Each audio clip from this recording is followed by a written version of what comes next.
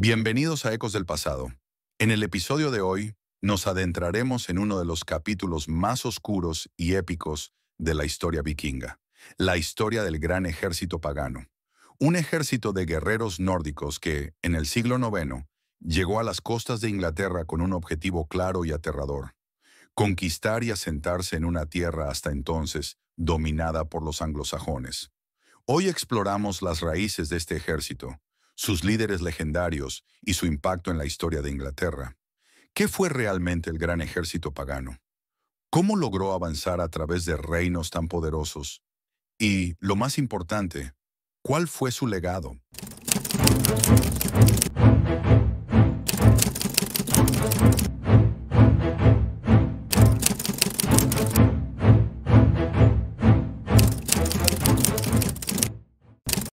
La Escandinavia del siglo IX era un lugar de contrastes.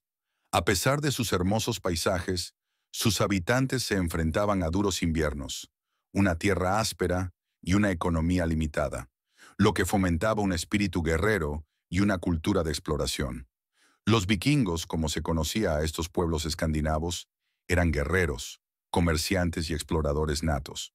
Desde finales del siglo VIII, los vikingos habían saqueado diversas zonas de Europa, desde las Islas Británicas hasta las costas del Mediterráneo. Pero hasta el año 865, estas expediciones solían ser relativamente cortas y con el único propósito de saquear. Sin embargo, en ese año algo cambió. Un ejército masivo, bien organizado y liderado por comandantes de renombre, llegó a las costas de Inglaterra. Pero esta vez, no con el propósito de saquear y regresar, sino de conquistar. Este ejército, que sería conocido como el Gran Ejército Pagano, tenía una meta clara y ambiciosa. Querían dominar el territorio inglés y asentarse. Su organización, tamaño y capacidad logística no tenían precedentes entre las fuerzas vikingas que habían aislado Inglaterra en años anteriores. Esta vez, los vikingos no venían a llevarse tesoros, venían a quedarse. Uno de los factores clave detrás del éxito del gran ejército pagano fue el liderazgo de sus comandantes. Según las sagas nórdicas, este ejército estaba liderado por los hijos de Ragnar Lodbrok, una figura legendaria y, posiblemente, histórica, cuyo nombre había inspirado miedo y respeto en toda Europa. Ivar el Deshuesado es quizás el líder más recordado de esta coalición. Se dice que era un estratega brillante, conocido por su crueldad y su astucia en la batalla. Según las sagas, padecía una condición física que afectaba sus piernas, impidiéndole caminar como un guerrero común, pero eso no fue impedimento para que liderara uno de los ejércitos más temidos de su época. Ivar se dirigió a sus hombres con una astucia sin igual, ganándose el respeto y la lealtad de sus seguidores. Junto a él estaban Halfdan Ragnarsson, otro de los hijos de Ragnar, conocido por su valentía y habilidad táctica, y Uve, su hermano, quien también era un guerrero temido y respetado. Estos líderes compartían el deseo: conquistar y expandir su misma influencia en Inglaterra, y con ellos, el gran ejército pagano se convirtió en una fuerza imparable. El primer desembarco del gran ejército pagano en Inglaterra tuvo lugar en la región del este de Anglia, en el año 865. A diferencia de incursiones anteriores, en esta ocasión, el ejército vikingo llegó con una organización impresionante y una determinación de asentarse. La presencia del ejército vikingo era tan abrumadora que los anglosajones del este de Anglia optaron por negociar en lugar de luchar. El rey del este de Anglia, consciente de la ferocidad y el tamaño del ejército, accedió a proporcionarles caballos y provisiones a cambio de que no atacaran su reino. De esta forma, los vikingos lograron obtener el recurso clave que les faltaba: la movilidad. Equipados con caballos, podían moverse rápidamente y llevar sus campañas a otras regiones de Inglaterra.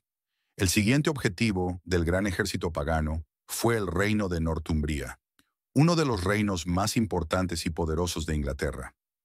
En el año 867, el ejército marchó hacia York, la capital de Northumbria y un centro clave tanto político como religioso. York no era solo una ciudad más, era un símbolo del poder anglosajón en el norte de Inglaterra. El reino de Northumbria se encontró en una situación delicada. Los reyes Aela y Osbert, que gobernaban conjuntamente, habían mantenido una serie de disputas internas.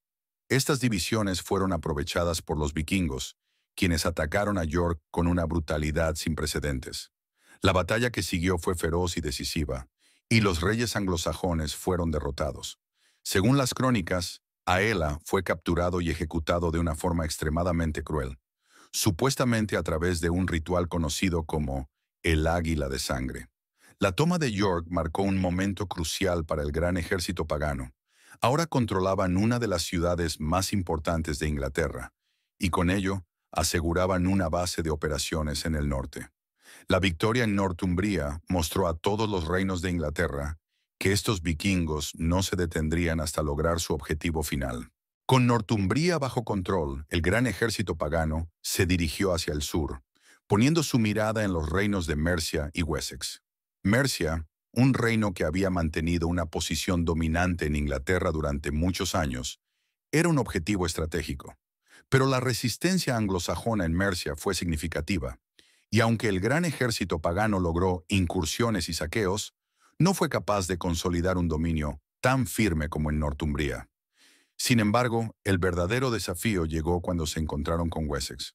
Wessex era gobernado por el rey Alfredo el Grande, un líder que no solo era valiente en el campo de batalla, sino también astuto y pragmático. Alfredo empleó tácticas defensivas, construyendo fortificaciones y usando la guerrilla para desgastar a los invasores. Sus estrategias resultaron efectivas y dificultaron el avance vikingo.